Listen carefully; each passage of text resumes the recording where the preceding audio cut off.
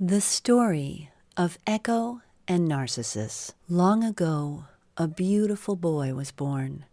The baby boy was called Narcissus, and no one had ever seen a more beautiful baby ever before. Narcissus grew to be a handsome youth.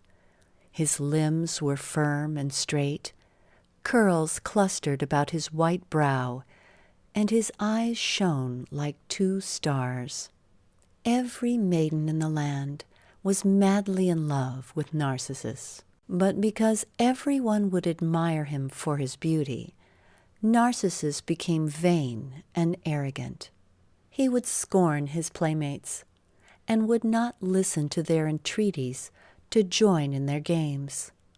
His heart was cold, and in it lived neither hate nor love. Now in the forest lived a beautiful nymph named Echo. Though beautiful, she had a strange characteristic.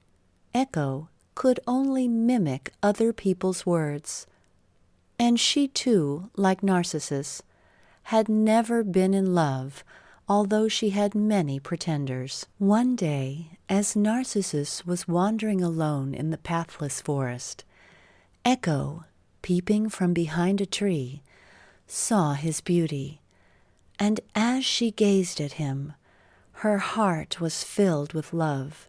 Stealthily, she followed his footsteps, and often she tried to call to him with endearing words, but she could not speak, for she didn't have a voice of her own. Narcissus heard the sound of breaking branches, and he cried out, "Is anyone here?" And Echo answered softly, "Is anyone here?" Narcissus was startled. He looked about on all sides, and seeing no one, cried out, "Come to me!" And Echo again answered, "Come to me." Then rushing out from among the trees, she tried to throw her arms around his neck. But Narcissus fled through the forest, crying, "Away, away! I will die before I love you." Echo answered mournfully, "I love you." And rejected, she decided to run away to the mountains, never to be seen again. Even to this day, her voice lives in lonely caves and tall mountains, and answers men's words from afar. When Narcissus fled from Echo, he came to a clear silver lake. Here, Narcissus laid himself down beside the spring to drink. He gazed into the mirror-like water and saw himself reflected on the water's surface. He did not know that this was his own image, but thought that it was the image of a nymph who lived in the lake. He gazed on two eyes like stars, on graceful, slender fingers, on clustering curls, on blushing cheeks and ivory neck.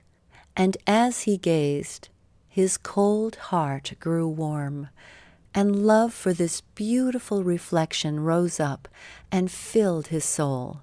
He thrust his arms into the water and strove to grasp the image by the neck, but it fled away. After a while, the image came back, and Narcissus tried to kiss it, but again the image refused his love. All day and all night, lying there without food or drink, he continued to gaze into the water. Then, raising himself, he said, "Why do you run away from me? When I smile, you smile in return. When I extend my arms to you, you do the same. When I try to kiss you, you prepare to kiss me back, only to disappear." Narcissus stayed there for days without eating or sleeping, but simply gazing at his own reflection and falling more madly in love, until the time came when he decided that he could no longer take being alone any more, and that he had to be with his beloved.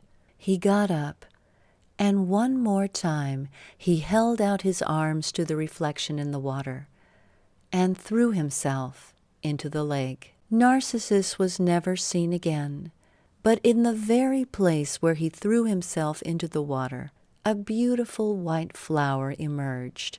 It is the most beautiful of flowers ever seen, and it's called Narcissus. The end.